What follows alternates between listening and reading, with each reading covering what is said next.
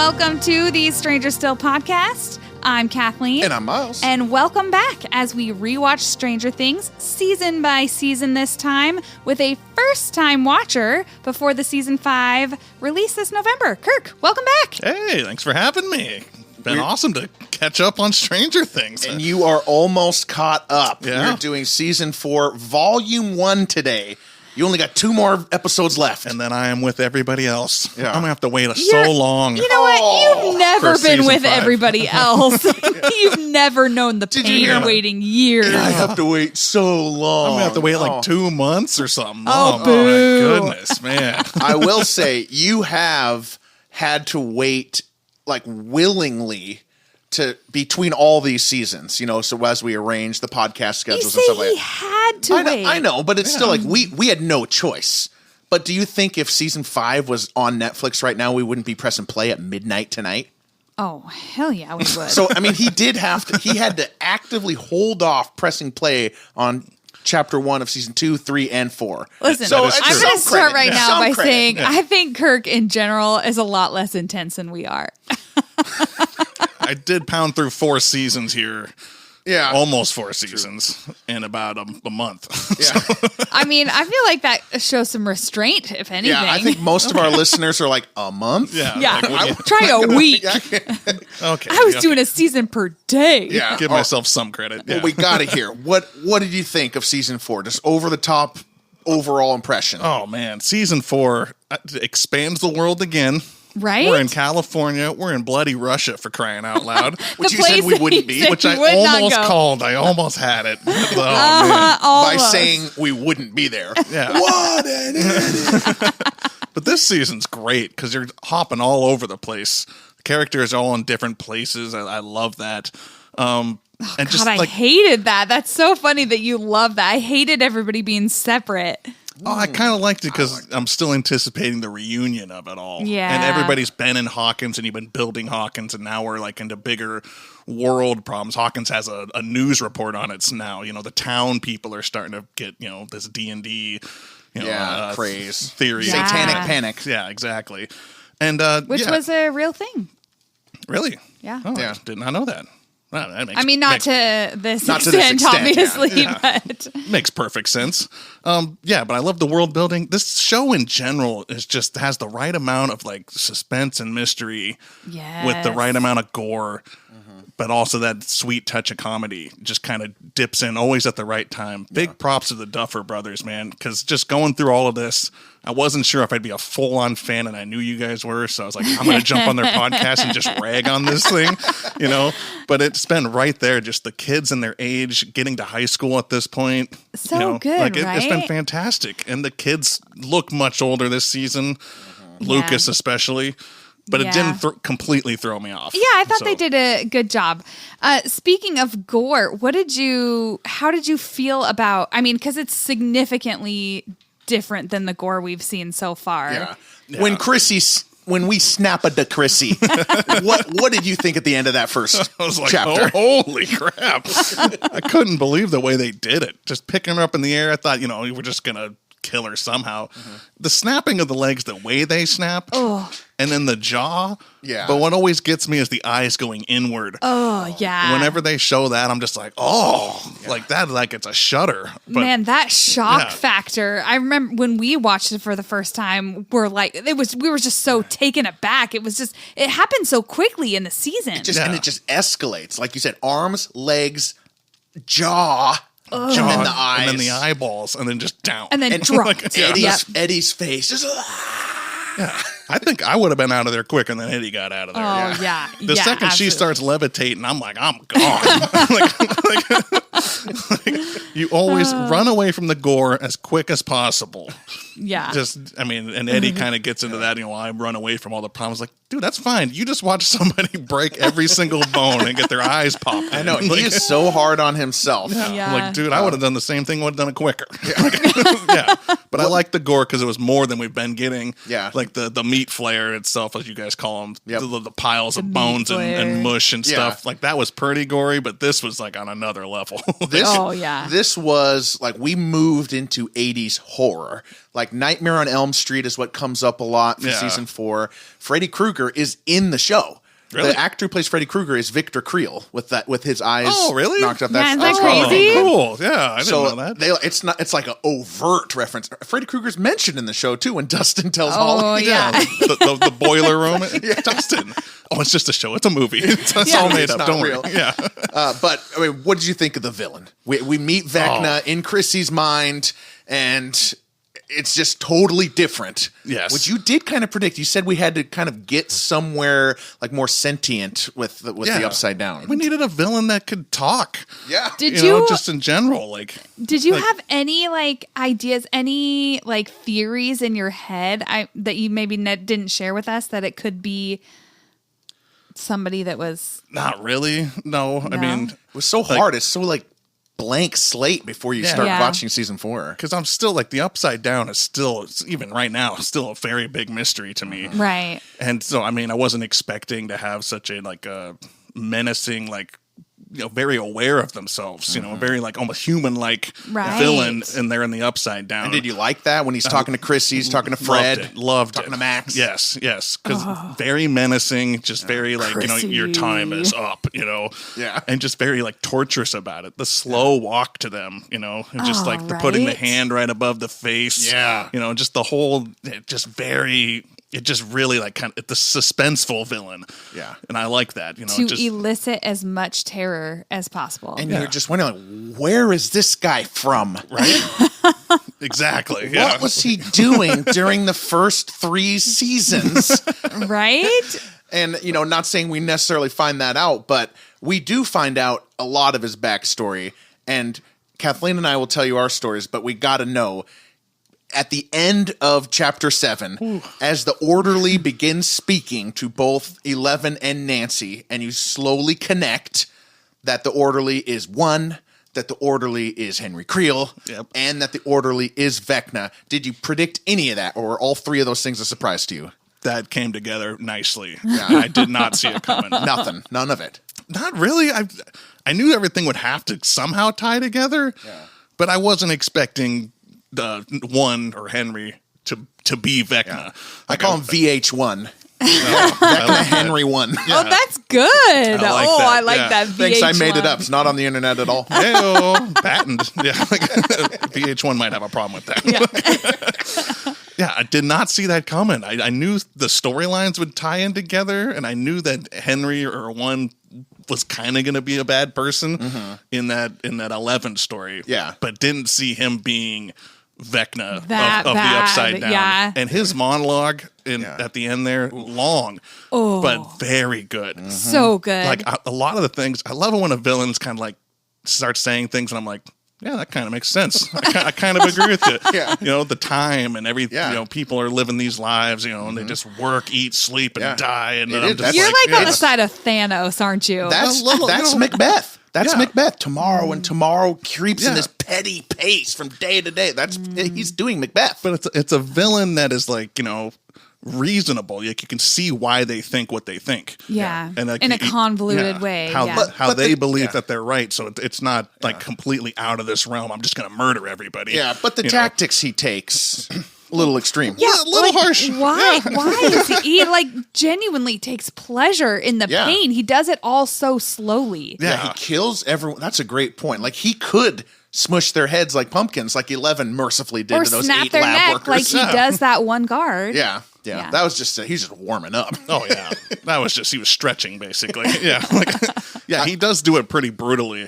He finds some sweetness in that, and even as a kid, he said he didn't fit in. Whatever he was saying about the Black Widows and evening out the crop, how the humans are we're being the unnatural ones living these unnatural lives, and I'm like, this it makes sense from a point, but obviously, it's kind of ridiculous, to live and just murder off people because you think it's the right thing to do. It's kind of a ridiculous, but it is a very villainish way to think, and it's justified in his head, and you could just, I love that. It's really amazing that Stranger Things goes 35 episodes before we really get a human emotion in a villain. Yeah, because the first 3 seasons, like you said, Kirk, they don't talk. No villain talks. Mind Flayer kind of speaks through Billy a little bit, but Yeah, it's mostly just, the evil creature. We got to go stop that. We don't know much about it, but we'll figure it out and we'll take him down. Yeah. But this one's got that human element of it. Mm-hmm. Makes it more creepy. Yeah. Hit home more. And then now that I know that it's one, I'm like, oh, this very powerful. Yep. I'm like, okay, so this thing is on the same level as 11, even though 11 wins that little battle there and banishes him to the upside down. By choosing love. We talked about that in our season 2 episode. And it was so hard to not tell you. Kirk, gosh. There have been so many times it was really hard not to She chooses love. And one of the unintentionally funniest things about that is that the only thing of love that has happened to her in her whole life to that point is just being born. Yeah. She not had a happy life so far. Right. Right. But she uses love to defeat him and then forgets that. So I think that's kind of interesting. Because it was very, dark side. I always go Star Wars. Yeah, so you mentioned it in the season 2 kind of the Anakin of it all. Yeah. Miles brought that up a lot as we do rewatches. Yeah, Star Wars is always big for me, but it is kind of Harry Potter too, Kathleen. Like, the one thing Voldemort doesn't see is that Harry Potter's mom loved him so much as to protect him in that way. Absolutely. And that's the weakness of these villains is they don't know the power of love. Yeah, they don't expect anybody to like anybody else. Love. Well, turning to 11, I guess this was a great kind of isolated season for 11 where she comes through. She doesn't have her powers. I know you wanted to talk a little bit about the beginning of 11 and her run-ins with Angela. Yeah. So I felt bad. She's getting bullied and whatnot. But she comes to the courtyard and does the whole, Was she just going to brain smush Angela in the middle of the school courtyard? Was everyone just about to witness the pumpkin splatter of Angela's head? I was like, what is the plan here, 11? I mean, what are we doing? Listen, you raise a good point. And even if she just threw her, I mean, you're just like, okay, you have superpowers. You can't just let the public go. Then she's a huge story. Yeah. Well, we talked about this a lot, but that's the only way 11 solved anything in her whole life. Even good things she has solved with violence. Yeah. Yeah. It's pretty crazy. I think it was I knew this would catch up eventually. Just 11's ignorance to real life. Yeah. And she was very arrogant about, everything will be fine. I'll figure this out. I want to live a normal life, but you haven't. And the sadness of her realizing I am different when she talks to Mike about it. Right. She's like, I'm not like you, And I was grew up in a lab. Different. And I'm like, wow, we finally figured that out, 11. At least you admitted it to yourself. Well, what's Joyce doing? Throwing her into 9th grade. Well, she is a single mom with 3 kids now. I know, it's just Joyce is not the greatest mother. Did you let's be think honest. the 80s had programs like that? No, you're right. You're right. It's an 80s thing. Yeah, you're right. An 80s thing. That's a great point. Sink or swim, baby. Well, the other big sink or swim, baby. Coming from a new mom. The other big thing is, did you think 11 killed those kids? So you're really led to believe that with how you thought she was going to smush Angela's brains across the courtyard. Yeah. I did think that she did it. I thought, what? Yeah. Oh, traitor. No, it seemed... Kathleen did not. I never for a second thought that she did it. I was like, there is no way. Yeah. I stood behind her and you just turn on her. No, I'm with Miles on this, or Judas. Both of you. She solves things with anger. She seems very impulsive. She's even younger at that point. So I'm like, yeah, she's just impulsively and just absolutely loses it one day because she's sick of being in the lab. And kills everybody? It could have happened. I thought it was a time bomb situation, like involuntary. Her powers just blow everyone up. That would go against everything that she has been as a character, though. At the heart of 11, she is good. So to have done that, it would mean that she's not good. And that would extend to Mike and Dustin and Lucas and Will. Like, how do they see the good in 11 if she kills people? Yeah, so you're kills right. A bunch of innocent people. Yeah, some of those kids were dicks, but they were also innocent children who are going through the same exact thing that she is going through. She's just gonna kill them. Yeah, maybe because she's very Damn it, Kirk. She's very impulsive. There's not much control of her power, Kirk. and even younger. It was a possibility. I'm glad I was wrong about it. Yeah, but I was still That's 11 is still kind of she's kind of out there. But she's inherently good, though. That's the magic. Maybe. When I watched it, I was still not convinced that she's inherently good. This is an interesting. I'm not mad. I'm disappointed. Severely disappointed. That's even worse. Yeah. Well, didn't you feel bad for her? She gets back into the Nina project, and then she's just right back in it. Even down to having to call Brenner Papa and him calling her daughter. By the way, I love Owens' line. Such an icky. I think you just wanted your daddy-daughter time. Yeah. But like, why has he got to go full Papa mode? I don't know. But I don't get what his methods are. Yeah. Shocked to see him in the first place. Yeah, I was going to ask, did you think he was? I thought he was dead in season 1. He got smushed up by the Demogorgon right off the bat. I mean, they do give hints that he's, they give hints that he's still alive and he's still out there. But yeah, I was surprised too. Wasn't expecting to see him, not at all. Yeah. So that was a pleasant surprise. But yeah, I think 11 wants her powers back. I think when she leaves. And she goes with Owen, she's like, okay, I got to do this. Obviously, when she gets in there and sees Papa, she's like, oh, damn, I got to do this again. I mean, she is the hero, and she's self-sacrificing too, but she knows the only way she can do that is that if she has her powers. Yeah, and I think she's defining herself by her powers, and the more she's away from her support system of Will, and it's nice that like off screen, 11 and Will became brother and sister. I love that. Yeah, same. She's outside of Will. She's outside of Mike. She's outside of Joyce. Obviously, Hopper is dead in her mind. As she's away from that, I think Kirk does have a point that she is like pretty naive. Like there is a lot of lost. She doesn't know who she is. There's not a lot of substance there for her to lean back on, which is because they robbed her of a life and grew her in a lab. Listen, I can agree. I can agree with that. I will never see her as the bad guy. No, and you how are right. dare you? You are right. You're right about that. I didn't think of her as bad. I thought she's impulsive. That she would do something she didn't want to do, but could have done it. Yeah. Because I don't know what those lab tests are. Maybe Papa made her do it. I mean, it wasn't. Yeah. He does seem surprised. Yeah. What'd you think at 10 at the beginning? 10. I hate 10. Yeah. It's like, this guy's got powers. This guy's terrible. I don't know if I can do that. It's like, dude, 10, get out of here. Yeah, like, where do you think you are? Come on. Yeah. But yeah, I think it's nice to see 11 admit that she doesn't really get the world. Even when she's at high school and getting bullied, her project was awful. Mr. Fibley! Come on. She made the little, diorama. Yeah, I was like, come on, this isn't that great. She's not... Like she put it, she's different. Kathleen is but she does it in tribute to her dad, Hopper, who is her hero. She made a second grade project in 9th grade. I mean, like... She's behind. Yeah, she's... Yes. And Will is not helping. No. Will, my dude. That's more that Will in action, though. But I'm with Miles now that I've seen 4 seasons. Will is like, dude, get something done, Will. Yeah. Grow a spine. PTSD, though, like you said many times, Kathleen. PTSD. He cannot move. He just can't move forward. Yeah. I mean, he has been through hell, too. Obviously, Elle's hell has been through her entire life. Yeah. Whereas his has just started when he was, 10? 12. 12. Yeah. That is pretty bad. They've both been through abnormally traumatic childhoods. Yeah. So that's a good point. All right, let's we'll go through. Let's start with Hawkins, and we'll go, California, and then we'll end with Russia.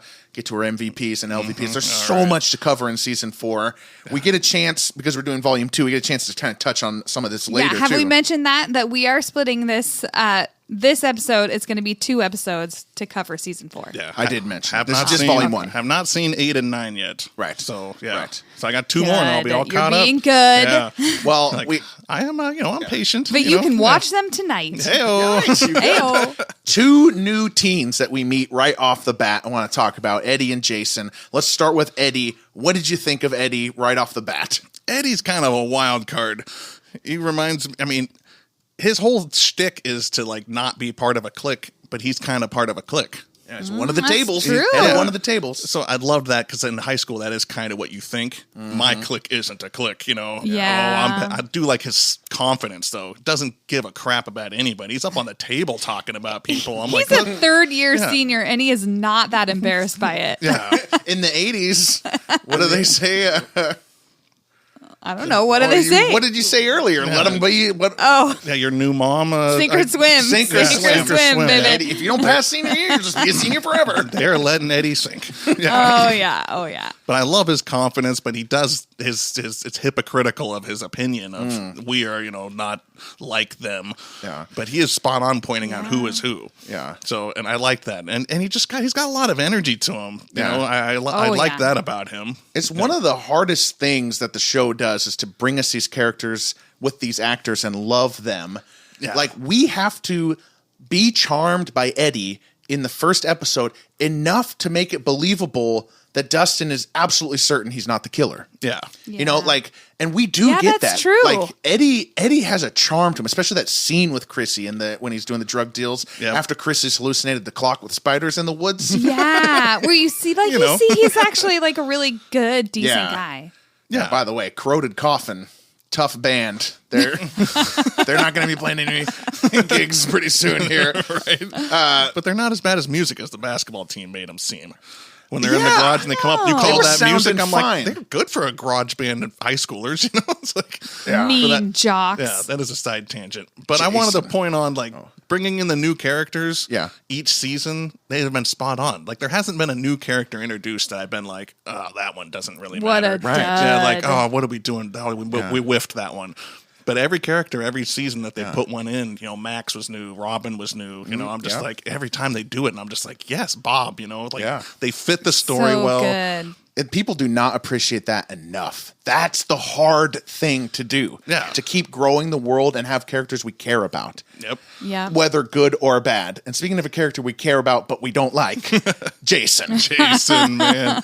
I've met a Jason or two in my lifetime. Okay. He's got that classic, I'm going to pump everybody up, going to say what I'm supposed to say, but he's just full of it, man. Yeah. His first speech to the school, and he's talking about, we've lost a lot of people, we're going to go win the championship or whatever for them. I'm just like, he's just saying words. Right. He's just full of crap. He's living his storybook life. One of those huge super churches. He's the preacher. Yes, exactly. Yeah. Well, when he does Chrissy, love you, babe. There's no real connection there. It's for show. Yeah. You could just feel that, especially on a rewatch. I could really feel that, Kathleen. Yeah. Oh. He's looking for that attention, that praise from everybody, but he's not really saying what he thinks, and he's just enjoying the attention and the validation of it all. And I just I didn't like him from the get-go. His first speech, I was like, oh, good, this guy. Because some people so do well like done. him, which is crazy. Yeah. But he gives a couple of those speech, those rah-rahs, and it does work. I mean, it works. As a man who played sports, when somebody kind of gets that speech and gets everybody going, we got to do this. Yeah.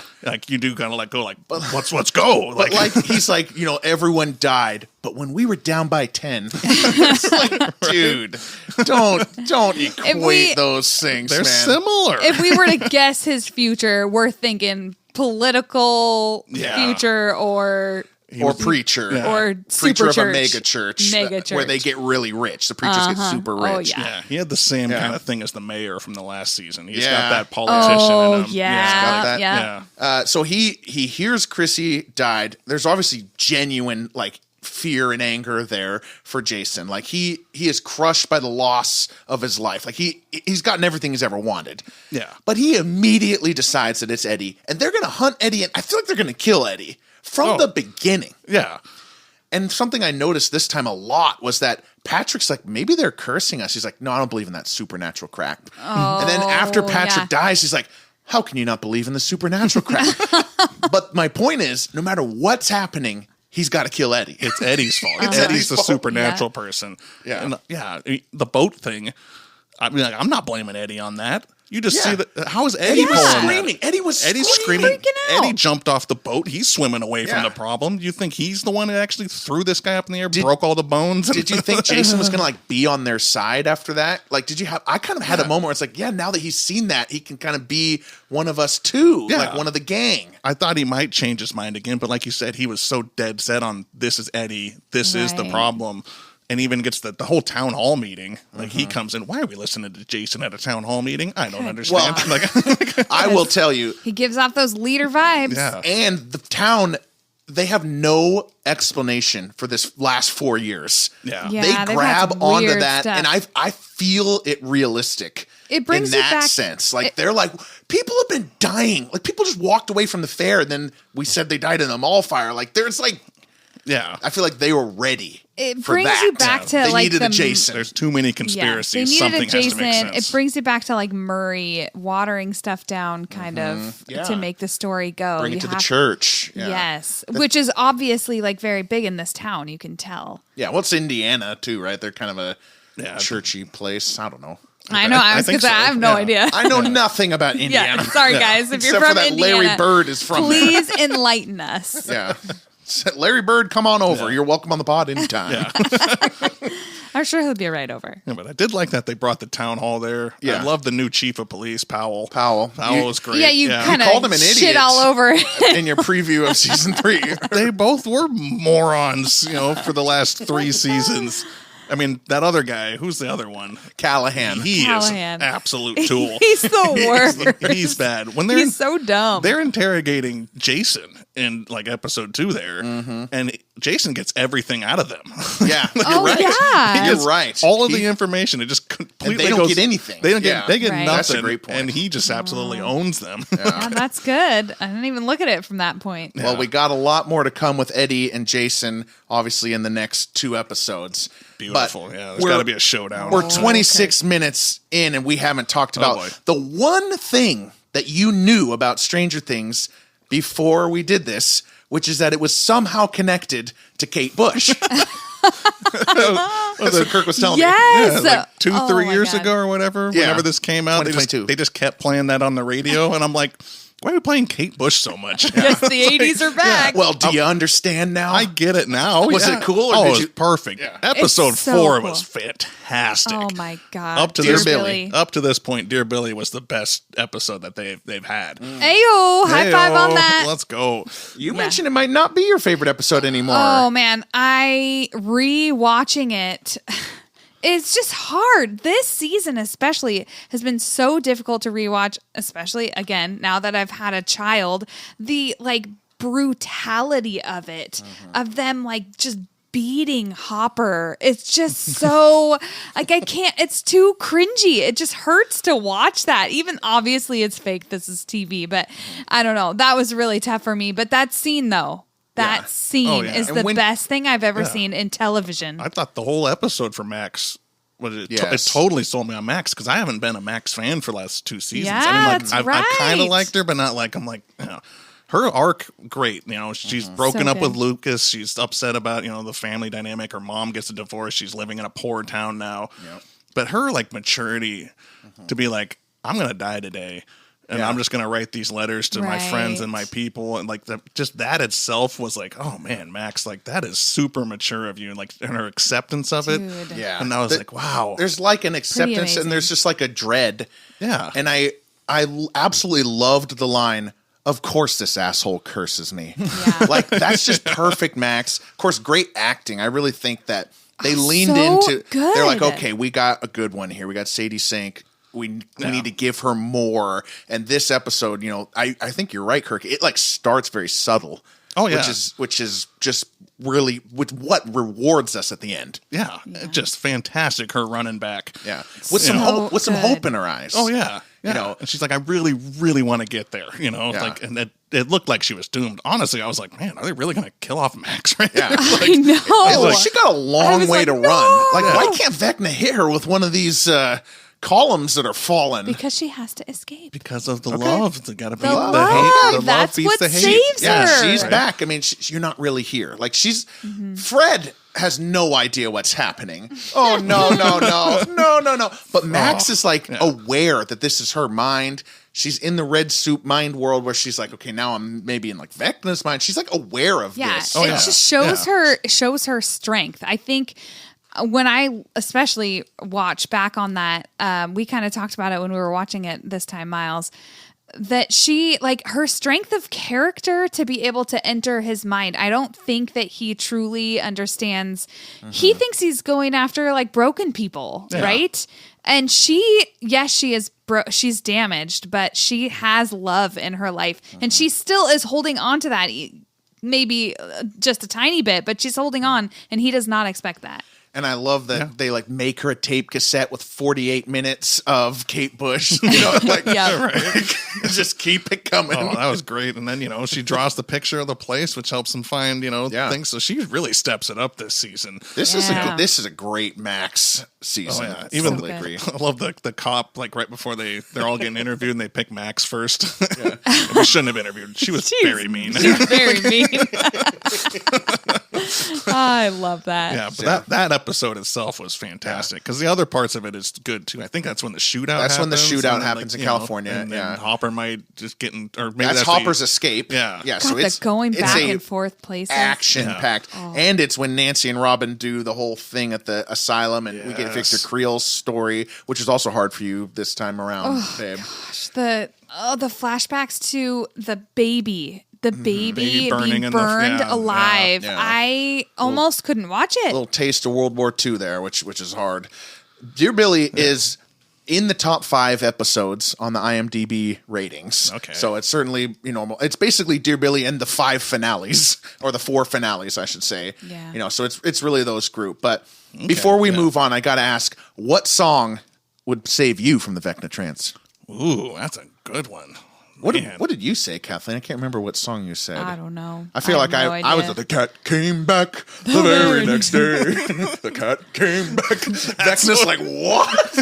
that would jog me out of it. Country roads, take me home. Because I got to get home. Yeah, right. Oh, that's good. That's just on the nose. I feel like it'd be actually like a Rolling Stone. I got to be able to run to it. So get me some Once Upon a Time, You're Just So Fine. That's a good point. Yeah. God, I'd have to give that one some Can't thought. be too slow. Can't be like Radiohead, even though I love Radiohead. All right, well, give us some thought. Let us know. I might do the wait. Take a load off Fanny. Okay. But now I'm thinking I need to run to it, so I don't know. You got to run, So.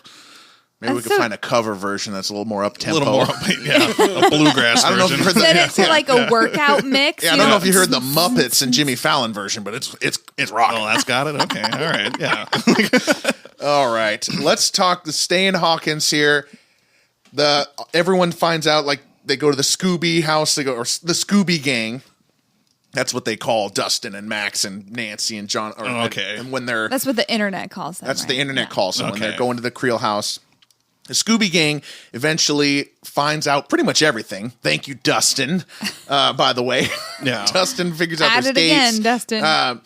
But it ends with one of the just brutal cliffhangers of any episode, the one I told you couldn't stop with, which was Steve dives under the water to find Watergate and gets sucked under by the Upside Down. Yeah. Did you think he was going to die?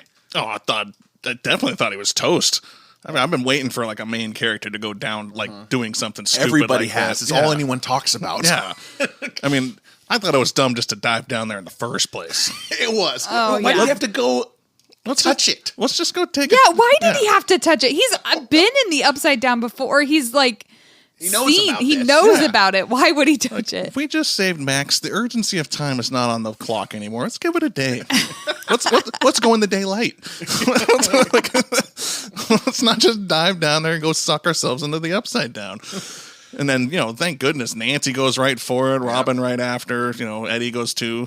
Like I loved that dynamic. Yeah. What happens to that boat? I don't know. Oh, it's just still floating out there.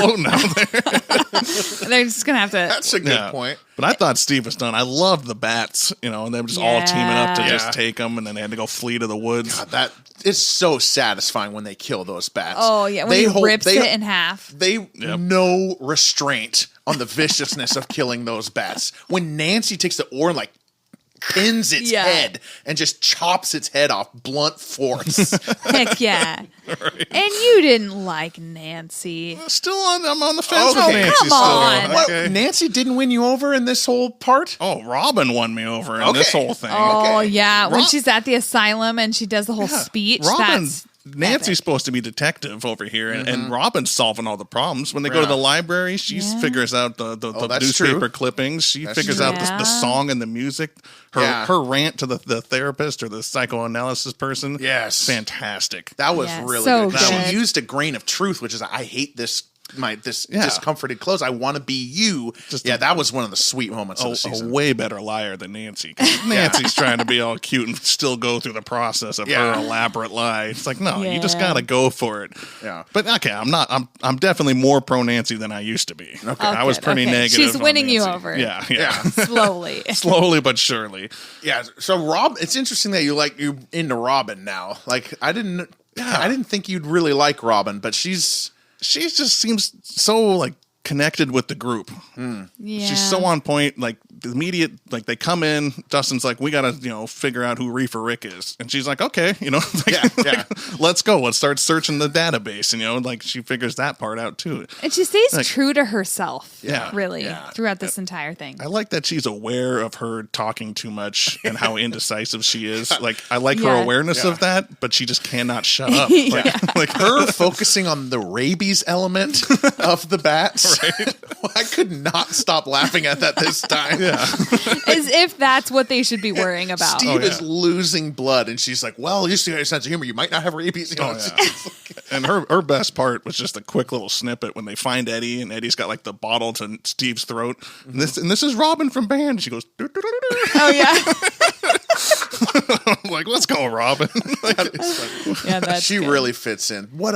I'm so glad we have Steve, Dustin, and Robin together because that group is just fantastic. This group, and I'm glad Lucas joined in this time. Yeah, Lucas getting in. Lucas had a good, he's got that classic. I related to this as a high schooler. Like, you're kind of like, you get along with all the geeks and the nerds, but you're also like playing sports and kind of a jock. Yeah, and like the two groups don't like each other, but you're just like, I'm in both of these groups. Why do we hate each other so much? But then his like turmoil of like, they're so determined to find Eddie, they think he's a bad guy, and Lucas is like, he's not a bad guy. It's just D&D. Right. Did you feel worried? And wanting to be popular too. Yeah, and that's a huge like common desire by so many of us. You want to be popular. He even says, I'm tired of being bullied. Did you think he was going to betray Dustin there when he says because he does find out that they found Eddie, and then he tells Jason and them, I know where they are, and you don't know exactly where he's leading them. Did you think maybe Lucas is going to turn heel here? I kind of thought he'd do it for popularity because that's kind of what you do as a freshman, and just Lucas, man. He hits the game-winning shot, gets no credit because the story is gone. No, poor guy. I felt bad about that. Chrissy dies the next day or that night, and nobody talks about Lucas hitting the game winner. Poor guy. Gets the rebound. Yeah, wherewithal really gets out there, squares up. What a pivot, right? Oh, right. Really good elevation. Square up. Yeah, he's right on time. The basketball was shot much better than I think it was season 2 when Steve and Billy were going at it. Yeah, taking 10 seconds at the top of the key, just dribbling and talking to each other. That never happens. We got basketball coach here, Kirk here. So that's just not realistic. This one was a lot better, but I like your insights on that. Thank you. That is good. We all bring something to the table. But I did want to talk back to Nancy. Yeah. Because I did want to, one of the big cliffhangers, that happens is she is on the rope. She falls into Vecna's mind. Yep. And we don't see her the rest of the episode, right, Kathleen? That's where we leave her? She sees a lot of the things that that the one is explaining to 11, and then Nancy's kind of like there seeing the story while that's happening. Yeah. So I got a little confused with all of that. I'm like, where is Nancy? I think she's still in it, right? We have not seen. Yeah, I don't. So this is a cliffhanger right now. She is in Vecna's mind as we speak. Okay. At least according to this timeline. And let's talk about that. Maybe we've talked about this in previous podcasts, but I especially noticed the way he explains himself versus the way it actually happened. Right. He really softens it to glorifying himself. Yes. Yeah. And I love that he's talking to both 11 and Nancy. It just kind of blends together there. But that's the great part about a villain because you need somebody who thinks they're right in what they're doing, but it's obviously as a normal person wrong. Right. But you can see the conviction. This is why people like the Joker from the Batman. Is he's very convicted in the way he thinks that the world should be of chaos. Yeah. But you're so right. You know that's wrong. Yeah. But you still kind of like, makes sense. Yeah. You know, like a little bit. You can see the grain of truth in there. You all kind of fight that demon yourself, you know, just and don't go there. Yeah, like, the thing they do wrong is the tactics, but you're able to understand some of the. I mean, I think he's definitely glorifying it a little bit, Kathleen. Oh, yeah. Like, I agree with you there. He is kind of a sociopath. Well, he is a sociopath. kind of. yeah. He's there. He killed his Something mother. about the way that he levitated his mom and snapped all her bones. At the dinner the table. only reason he didn't kill his dad is because he wanted to pin the murder on somebody. Like, yeah, he might be a sociopath. Might be. Maybe. Yeah, but Nancy's in full trance. Yeah, Nancy's she lands in that Barb pool. Oh yeah. Which, by the way, I thought we were going to get Barb. I thought we were going to get like the actress Barb, but we just get the slug again. That's true. Are you guys saying justice for Barb? Justice for Barb. Put Barb back on the payroll. Give her one of those sweet Stranger Things checks, man. Nope. Just going to give you the slug in the mouth. But I love this because they bring forth the exact criticism of the show of Nancy, which is that she's moved on from Barb, and they make it the central piece of her character. Yes. And they make it like, even like when I kill someone, I don't forget about them. And Nancy she's racked with this guilt. Yeah. And I love that so much. I do too. I like that. That's kind of how Vecna's doing things. Finds that like that soft spot in you, like you did this wrong. You should feel guilty about this. Yeah. You know, even with Max, you know, you didn't love Billy. You know all this stuff. You know, with Fred being the accidental car crash or whatever. Right. Still not sure what Chrissy did wrong. Chrissy was being like bulimic. Yes. Yeah. Oh, okay. So I did not fully pick up on that when I first watched it. So it seems like you didn't either. Yeah. But rewatching it, it was very clear. The mom is just horrible to her. Let me take out this dress a little bit, you little fat aggressive pig. way. Oh, yeah, I did miss that. And when she's in the bathroom, she's not just sitting there crying. She's on her knees throwing up in the toilet. That makes sense. Okay, that's coming around. So going back to Nancy, when she, what are we calling this? Gets flayed. When Vecna takes her. Vecna'd. You got Vecna'd. Did you just know instantly, like, because I felt like, I think I audibly said out loud, "Oh my God, Barb!" As soon as she like falls into the upside down, I was like, "Oh my God, he's taking her because of her guilt." Like, did you catch that? No, it took me a little bit because I still wasn't sure where she was. Yeah, I was like, because she was going in and then she fell back into it, and Like, I was like, what's I'm happening? like, where the hell is Nancy?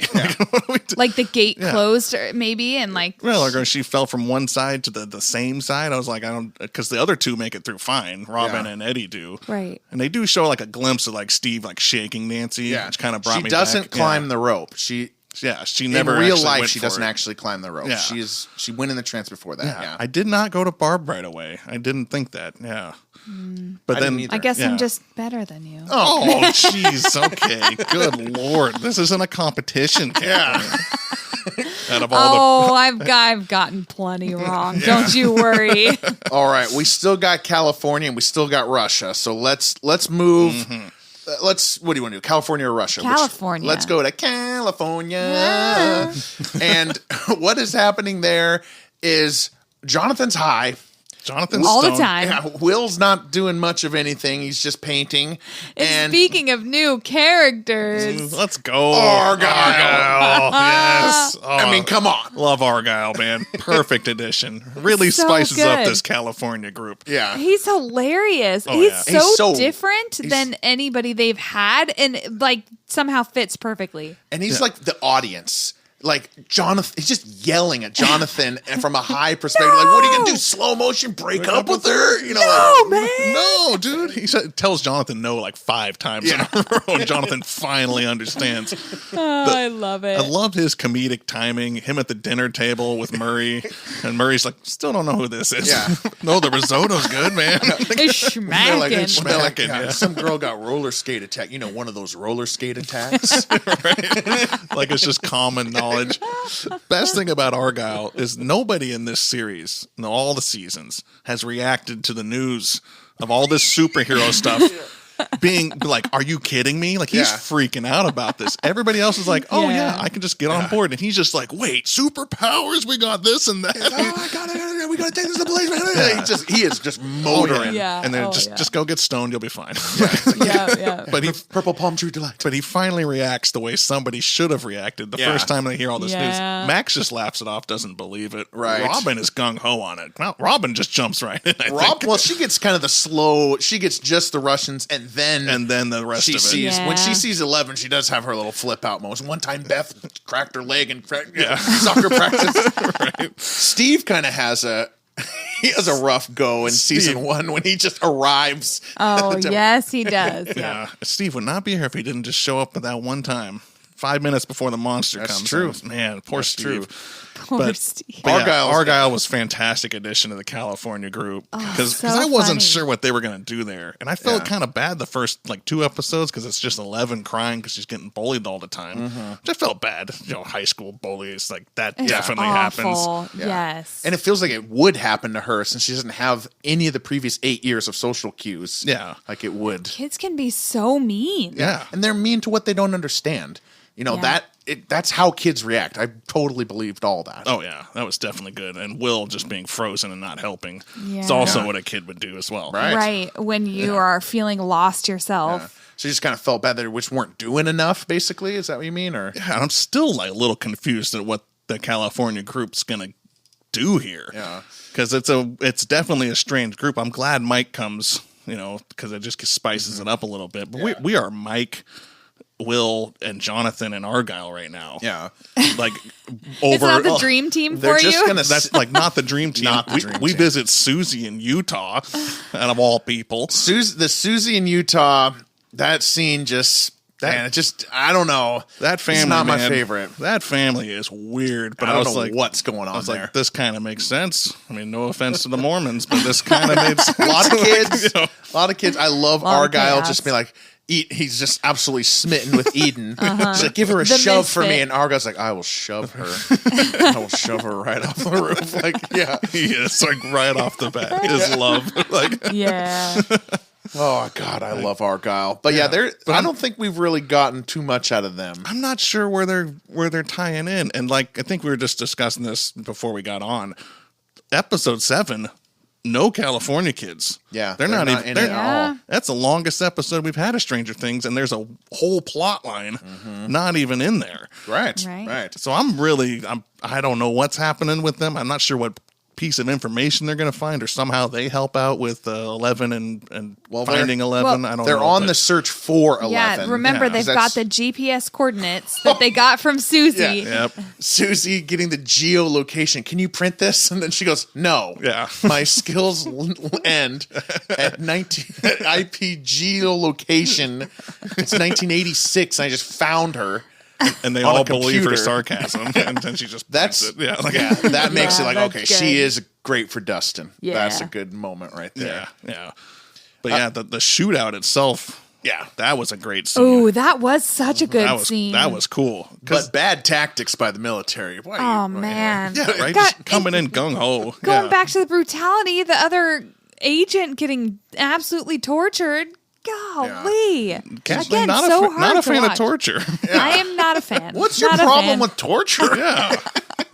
We'll torture you to figure out why you don't. Yeah. Put you back in the box, the sun box, or whatever they call it. Thank God. Right? But great shootout, well shot. Yeah, it's a one shot. The one shot, and the kids hide here, and the guy's just going around. Yeah. That poor guy gets Argyle. shot. I love that he's a Byers having a party, huh? Man, Byers having a party without me, man. Yeah. That's not cool. Yeah. Drive. Why's that guy got a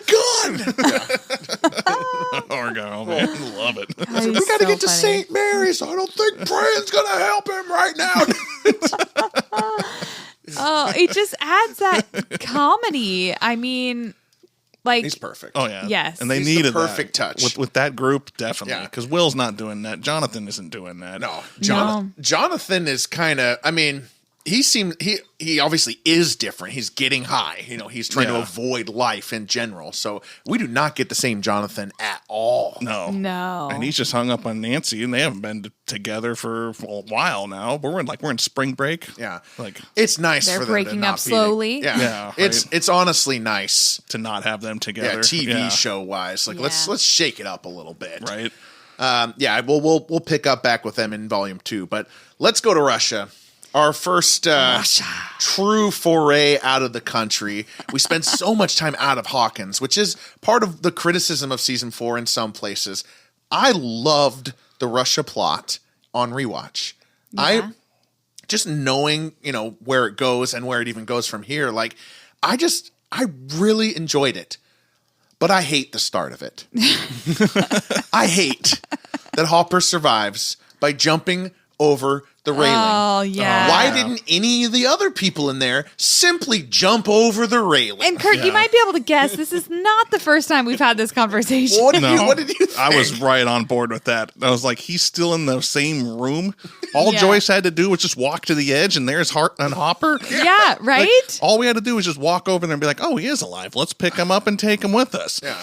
But, like, how does he not get evaporated? Because for, like, a little bit, because my prediction was he jumped through the gate. Right. I was like, I'm right. He freaking jumped through the gate. No, he's just on the little down slope, just out of range from being everybody else gets absolutely evaporated, but not Hopper.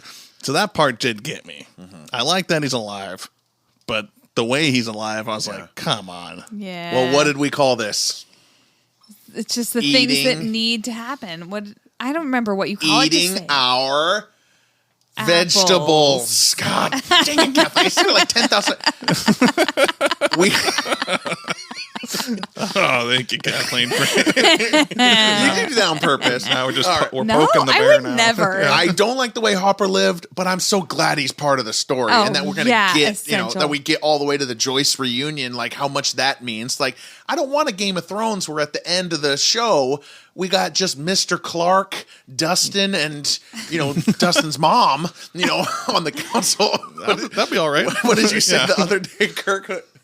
Who has a better story than Mr. Clark?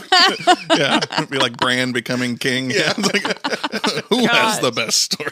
Clearly, but yeah, he's getting the hell beat out of him in Russia. He does just take it, man. Because first he gets tortured. Who you working for? Stands his ground. Yep. Gets sent off to wherever. I don't know what the place is called. Kamchatka. Yeah. But yeah, and then just absolutely just keeps taking it. I love that he makes a plan. Yeah. Yes. In a very Hopper fashion. Like, and like this brutal. It's bleak where he's at, and he is still scheming. Yeah. Oh, yeah. What is he doing with his feet, though? I mean, how could he stand that? How does he not have frostbite? And how does he not when they do the chain Oh, thing, and God. the cling, I don't know, man. Yeah. I don't know. Don't like that either. Didn't like that on the rewatch either. just had to be able to slip it off, and just had a big enough cut in that ankle, I guess. I don't know. That was brutal. Yeah. So I bad. do love his escape, though. That was pretty cool. Yeah. I'm just like, man, that is so Hopper for the plan not to go as the plan should have. Yeah. But still pulls it off. Just brute force. No music in that scene. Oh, I yeah. called that out in the thing. It's just because it's supposed to, he's trying to keep them quiet in that shed, and everything is so just like hand-to-hand combat brutal. Yep. It's just amazing. And then full machine gun fire, and Yeah. he's like, uh-oh. I was like, Hopper ain't getting out of this. I know. He's got no shoes on. Yeah. He's like, all I can think about is the frostbite, man. And I keep Love thinking, that. like, how did he get there? How did he get to the church without getting frostbite? The whole time, Kathleen's like, Good he point. has no shoes. just couldn't get over that part. The rest of it was fine. I could not get over the no shoes part. Well, let's talk about Joyce and Murray going to get him. Well, first of all, Joyce gets the package, and Murray is involved in the plot immediately. Were you happy to see that? Like, Loved seeing more Murray. okay, we got Yes. Murray along for the ride. Way more Murray. And just Murray and Joyce just talking things over Oh was my God, awesome. so funny. And he comes up with a theory, and Joyce is like, I like my theory better. And he's like, okay, let's go with yours for now. Like, I love it when they're breaking the doll. Joyce! what happened? Murray and broke. Joyce as a team provide some of the best comedy. I would have never predicted them, but maybe one of the funniest things in Stranger Things is when Joyce says, "You can take him." They're in the plane. They've been drugged by you have Yuri. A black belt. That's the highest one, right? And as she slowly convinces him, and then he speaks slowly unconvinces her. Yeah, as he convinces himself, she is completely unconvinced, and they just perfectly equivalently go up and down. But nobody younger than 13. Yeah. And he's almost this guy's almost 16. I beat him that one time. Winona's line read on how old? Yeah. I beat him. And I love that he's doing 16. karate anyways. Almost. Why is he? Murray doing karate. There should have been a flashback to that. He's just in there with a bunch of teenagers. Him and Jeremiah. Right? Oh, man. So good. But last Christmas, Miles got me a poster. My arms are like arrows. My feet like spears. Yeah, I got her a Murray poster. It's so good. It's made to look like an 80s karate movie. Oh, yeah. It's good. So good. And I thought he was going to be so bad at it. Mm-hmm. Like, I did not expect Murray. I thought it was going to be like a Dwight Schrute. Like, he's taking karate, but he's not actually good at karate. Oh, yeah. And then he actually comes in there and just kicks some butt. And I'm like, hell yeah. I'm like, oh, Murray, let's go. Yeah. Murray for the win. Don't knock him out. What? Like, just getting like a little bit of silliness. We needed silliness in the episode too. Like all this stuff aged well for me. When I first watched it, I was like, "Come on, let's get back to Hawkins." I was kind of annoyed, like we're away from Dustin, we're away from Max. But rewatching it, kind of trusting that it all does fit together, I really enjoyed it this time. Yeah, and I like the betrayal. Let's talk Yuri. I don't know how nobody saw. I kind of saw this one coming. You did? Okay. Just based on I trust this guy that's going to fly you over, and just Yuri's opening line of he's completely being like dark and sarcastic about it, and I'm just like, this guy cannot be trusted. We're trusting Yuri over here. Yeah. Murray's impression of Yuri is fantastic, though. So good, right? It's spot on. Such an interesting character Yuri is. Oh yeah, because you definitely don't trust him, but he still goes beyond. The betrayal goes beyond what any human character has ruined. Yuri ruins everything. Oh yeah, it ruins the prison guard. He ruins Hopper's escape, which was so perfect, and he's bringing Joyce and Murray over to Russia, screwing everybody over. And of course, that by turn is ruining Eleven's stuff, because 11's been arrested. They're not going to get a hold of Joyce anymore. Yuri just ruins everything. Oh yeah. But he's got a family too. Yeah. And his mom would be proud. Mom is dead. He's got a mom at least. His mom is dead. Dead, tired of living like a bum. I love it. He does those so well. Yeah. So they put Hopper in the sub section of the prison. Yeah, where they have the people that are there to feed. Where they have a Demogorgon. Yeah. Well, how did you feel about the Demogorgon? Well, I mean, they kind of flashed that at the end of season 3. Yeah. So, that's true. So I was surprised that Hopper was there in the first place, but loved this Demogorgon because the fight itself was just awesome. Yeah. He just comes out just absolutely crushing people. Oh, it's true to... It is a predator. It's true to itself. They are true to it. He just comes out. He's almost like a man dog. Yeah. Man dog. It is. And he just comes out slamming people. He chews some guy's head. Yeah. It was just absolutely disgusting. Just throws him on the ground and just full head eat. Full head eat. Like you said, he doesn't rip it off. He just slowly tears it off. He grabs around it and he just digests it. It's just but like you said, Kathleen, it's kind of it's true to the way it's built. Yeah. Its most prominent feature is that the flower head. Killer. Yeah. Yeah. So it's it just grabs those heads and just. It's just all mouth. It's all mouth. Yeah. Just a man dog. Yeah.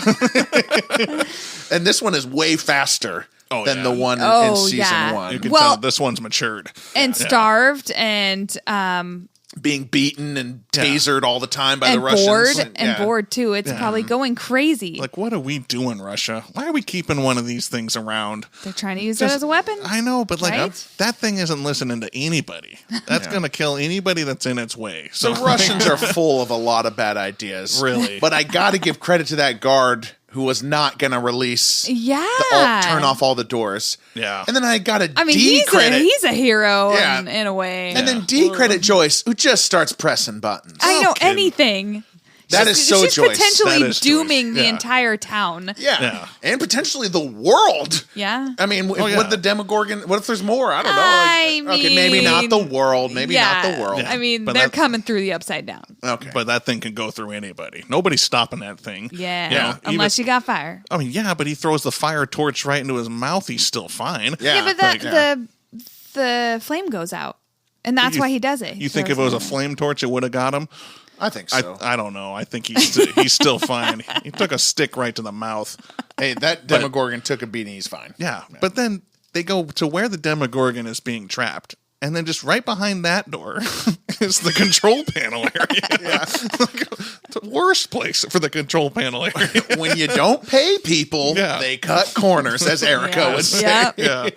But that was a nice way, because I haven't seen 8 and 9 yet. So that was like the last shot was Hopper and Joyce finally getting together, hugging. I'm like, his finally. Face, his face, that subtlety. They're such a good pair. Yeah. The face absolutely hit me this time, especially when he gives that speech, when the curse, when he says I thought I was cursed, but I am the curse, And one of the things he says in there is, I needed them. And he says it with disgust.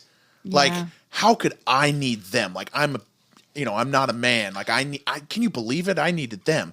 But that look on his face is I'm glad that I have her. It's okay for me to need you. There's so much good in that acting moment. Yeah. That speech itself was fantastic. The curse. So the curse, him talking about Vietnam and the Agent Orange, talked about the daughter again. I was like, that brings a whole new layer. Yeah. Because Hopper's been such a fighter, and he's just getting his butt kicked this entire season, and just to see him to kind of give up. Yeah. I was just like, it was awful. It was heartbreaking. I was like, oh my goodness, we've lost Hopper. They finally broke him. So getting that win is just that much more sweet. Yeah, I love that. And I noticed on rewatch, he tries to give the curse speech in the second episode with that girl. When he's out there smoking, he's smoking and the girl comes in hey, come inside and warm me up. And he's like, do you ever feel like you're cursed? Oh. And then she's like, whatever. And she walks in. Oh my God. I noticed that on the wow. Yeah, nice catch. Yeah. Well, Kathleen and I have now rewatched it 8 times. So and yet I still didn't catch that. On your 9th, I believe in you. Yeah. All right. I believe. Yeah. 4 huge plot lines, all interweaving. How are they going to come together for Volume 2? We don't know. But let's sum up Volume 1 with the MVP and LVP of the volume. Kirk. Who wants to start? Kirk. Man, this one's tough because the story hasn't finished yet. Yeah, this is a tough one. Yeah. But I mean, for saving Max's life, I'm giving Robin the MVP. Okay. Because Robin figures out a ton of information. Just she figures she's the one that finds Reefer Rick, decides to go through the movie catalog. Yeah. You're right. She goes through the newspapers. She figures out a lot about that. She gets them to actually talk to Victor Creel. Yeah. And then she also puts the connection of it being the music, which comes in massive. That's huge. Because Max is pretty much in the air, almost dead at this point. Mm-hmm. So for that, I mean, I don't know if she'll be the MVP of the entire season, but for the Max saving, I'm giving it to Robin. We're having MVP talks on December 1st. There's still 4 more weeks left to play in the season, but we're just talking MVP on the way. Who do you think, Kathleen? I kind of yes, I can see Robin, but I've got to look at Dustin because he believes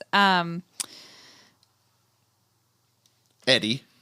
No. Yes, he believes Eddie is good from the get-go. Yeah, Sorry, that's important. guys. Sorry, folks. No, that's very important that he... And he believes Max about, that the Upside Down is playing into it. Or actually, he's the one that convinces Max. That's right, because Max thinks Eddie did it. Yeah. Max comes to him. That's a good point. And he comes with the facts. Yeah. As Erica always likes to point out. Just the facts. Yeah. But it's his tone. He's very arrogant. Dustin, he sets up the base of operations at the video store. Yeah. And then he also is really important to figuring out that there are gates at all. Yes. And he's the one figuring out, like, why is Vecna doing this? He figures that out, like, that Vecna's opening gates. Like, why is he killing teens? It almost seemed too simple. Too prosaic. Too like, dude, prosaic, Dustin, I love Dustin's like story. I think I'm gonna go. Swim? Yeah. Swim. I think I'm gonna give it to Dustin too. He is leveled up. He is just getting so smart. It's becoming a plot line how smart he is. Like, this kid is so cocky. You know, he's right about everything. And then, you know, they're talking to him in the light brights and they're like, they put the question mark there, and he goes, "Oh my God, how many times do I have to be right for you to just trust me?" Right. Although I do like, I just want to shout out that one line when they're in the Creel house when Steve is asking him a question and he goes, "Do you have to be told everything?" Oh, yeah. That moment, it like made me think of how every wife feels towards their husband. Yeah. Do you have to be told everything? And it was just like the flashlights or something. Yeah. But of course Steve's unprepared. Oh yeah, you all have flashlights? Yeah.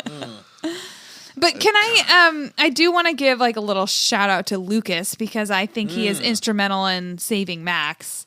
Maybe not MVP status, but he's the one that like his love for Max is what helps her hold on, really. That's true. Yeah, I think it's really underrated how important Lucas's speech to Max before she goes up to the grave is. Oh, yeah. When he's like, I don't want a letter. Kind of calls her a little bit on her BS. You know, like, I don't want a letter. I don't want this, like, I am here. You're trying to, like, act, you know, like you're already dead. Like you're already dead. Yeah. Which, I mean, that is part of what she is doing. She's like, why even bother with the attachment? Because I'm going to die. Yeah. Not only that, he is like, I know you were kind of thinking he was maybe sabotaging Dustin a little bit, but everything he's doing with the jocks is to protect them. That gets revealed. And then he runs 7 miles to the school. He bikes. Yeah. Oh, he bikes. Oh, we had this conversation last time. But he's in shape.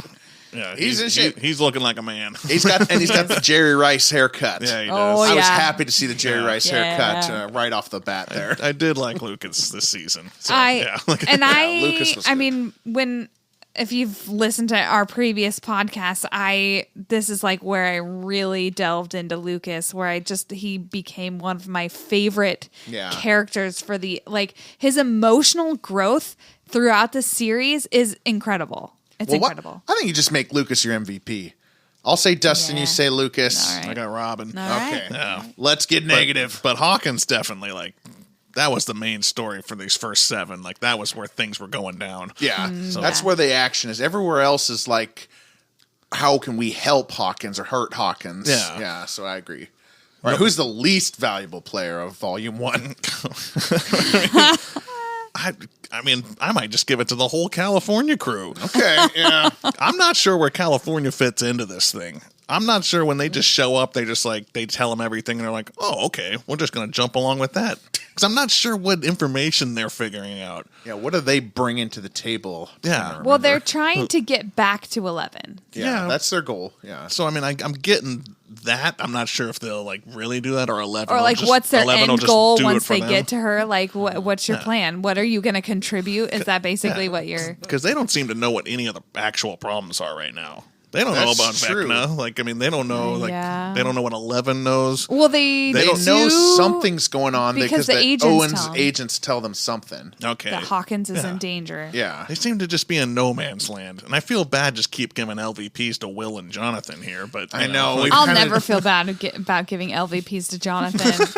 I mean, it does have to be Jonathan again. I mean, out of all the California people, he is doing the least. I mean, I don't dislike him. I just want to clarify that. I don't dislike him, but he does not contribute that much to helping everybody. One of our best episodes of the rewatch that we did in 2023 was our Jonathan episode, where we really broke down what he's going through. And there is a lot of depth there. So check that episode out, because we both, by the end of it, are like, wow, we actually like Jonathan. Of course, we abandoned that for this series as we've been crapping all over him. But Sorry, it is Jonathan. it's kind of a running joke. But I mean, he doesn't do anything in this. Like, it's almost the plot, right? Yeah. He wakes up and separates himself from Argyle once the hero agent man is dead. And Argyle's like, I'm going to write a name on the pizza boxes. He's like, you're going to write our names on the pizza boxes. Like, that's when Jonathan is back. Like, he spent the whole rest of that season selling pineapple pizza, I guess. Or no, he doesn't work there. Yeah, he's just smoking pot and being Smoking terrible a at lot golf. of weed. Purple palm tree delight. Yeah. Yep. And how does Joyce not smell that? I mean, come on. And how does Joyce not know what it is? Yeah. I mean, what do you Joyce, mean? like, what's going on, Jonathan? Yeah. Joyce, sink or swim parenting. Yeah, She's no got kidding. things on her mind. She does. All right. Well, I think we're to the predictions. Right? Oh yeah. Oh, boy. Let's hear your predictions Kirk, what's for your prediction? volume 2. Yeah, because we got some irons in the fire here. Yeah, not for season 5, specifically for the- volume 2. For the volume 2, the season next 4. 2 episodes, man, this one is a tough one to really figure out. So I'm guessing the California crew finds 11, or 11 finds the California crew. We got to get back to Hawkins. So somehow that group finds each other and realizes we got to go to Hawkins. Things are happening. 11's got to go battle Vecna. So I don't know how maybe they just get back. They realize that, they know all this information of Vecna. You got to go into the gate. Nancy's down there. We got to save Nancy, right? Yeah. So somehow that California crew and 11 got to match up. But I'm still not sure if 11 even has her powers back at this point. She remembers things, but I don't know if she's got powers yet. Yeah, we don't come back to her in real time. We don't come back to her in the main timeline. This is a tough one. What do you I'm guessing everything comes back to Hawkins. Yeah. So it seems easy for California crew and 11 to find each other. Yeah. Somehow escape the military clash that's going to happen because there's one military is Owens and the other one is trying to kill 11. Somehow they got to get out of that and get to Hawkins. But where the hell's Hopper come from? Hopper's out there in Russia with Joyce. Mm-hmm. How are they going to get back? Yeah. They crashed that plane. Mm-hmm. So I don't even have a guess. I have no idea where that one's going. It is interesting. It's probably difficult to predict this knowing that season 5 is like the final thing coming out. So what is going to happen? Yeah. What do you think Vecna's doing? That I'm interested in. To me, it seems, based on the speech, it seems like Vecna's trying to bring his own justice on the world. If you've done bad, I'm going to punish you for that. It seems like how he's picking out his victims. He's finding weak-minded people that are having problems but aren't living up to what he would consider being a good person. So that's why he's choosing them to open the gates. Why doesn't he kill Chrissy's mom then? Yeah. I don't know. And I don't know what... But he's attacking weak minds. Well, weak minds. Because Chrissy's mom would be like, no, I fight for this country, Yeah. It seems like he's trying to impose his own sense of justice upon the world. That's kind of what I get from him. But also I'm like, how, him and 11, there's got to be a showdown. Yeah. There's got to be a showdown. And maybe that doesn't happen this season because there hasn't been a cliffhanger at the end of a season. Everything's always wrapped up. Yeah. Right. How do you think the Mind Flayer works into all this? Oh, God, I hadn't thought about that. Because Mind Flayer is still a big old spider walking around. He's doing something. I don't know about the Mind Flayer. I haven't thought about the Mind Flayer again. Stay tuned. Give me more meat flayers, though. Yeah. I want more piles of mush. Yeah. Combining to a monster.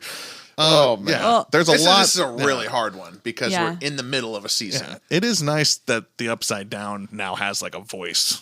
Yeah. Yeah. So I'm expecting more of that motive to come around. But I'm like, how are we getting back to Hawkins? And then how are we going to get to the inside? Nancy's in there, so somehow she's going to figure out something about Vecna's motives, I imagine. Steve's thing, I think is still in there. Yeah. So in real time, it was May 27th that Volume 1 came out. July 1st that Volume 2 came out. Oh, man. In that time, the one question on the internet was, who's going to die in Volume 2? Oh, wow. That's like all anyone ever talks about ever. Yeah. Everybody just thinks somebody's going to die. Right? Yeah. Exactly. Who do you think is going to die in Volume 2? If somebody's going to die, oh, man. Jonathan? No.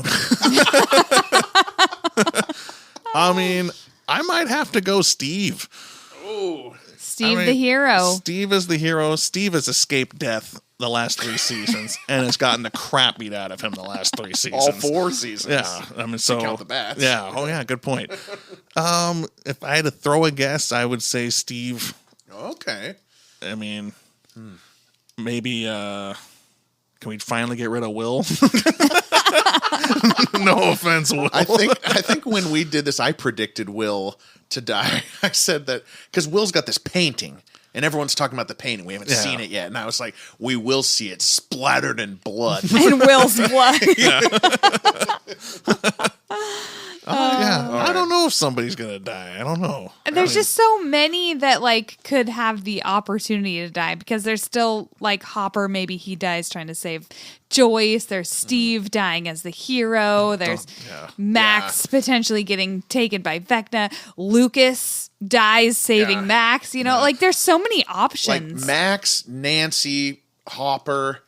They're in such peril right now. Joyce, Murray, like they're in active peril right now as far as the timeline. So Right. I mean, it's. Oh, don't you dare kill off Murray. Murray's fantastic. Yeah. But I just don't want Enzo to die. Yeah. Enzo's probably dead. Yeah. I haven't even talked to Enzo. I liked Enzo. I did. I liked his character. But yeah, I mean, I think like the party is okay. Like Lucas, Dustin, Mike, Will's probably fine. Max is going to be okay. Although I thought Max was goner in episode 4. But yeah, I feel like they're okay. But then everybody else, I'm not. They're at least up for grabs. It'd be shocking if it was Joyce, though. Like that would be absolutely shocking. Yeah, that's probably the shock. Yeah, I have no idea. Well, I'm going Steve then. Steve. Yeah, okay. Poor Steve. Okay. Well, we shall see. Let's talk What an Idiot, and then we'll be back next week for Volume 2. Stay tuned. And you'll be caught up. I'll be caught up, and I can call you guys idiots. Exactly. So- you are free to go Yeah, watch. let's kick Kirk out. Go watch your 2 episodes while we rip into you. All right.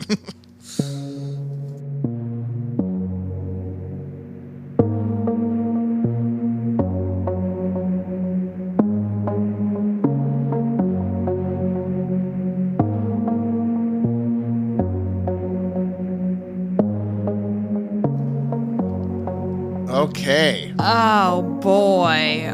What an idiot. Back to the welcome back to the 4th and final edition of What an Idiot. You don't like that? What an idiot. I think it's What an Idiot. We just never agreed on that. No. Never agreed on the That's tagline. because my way's better. Okay.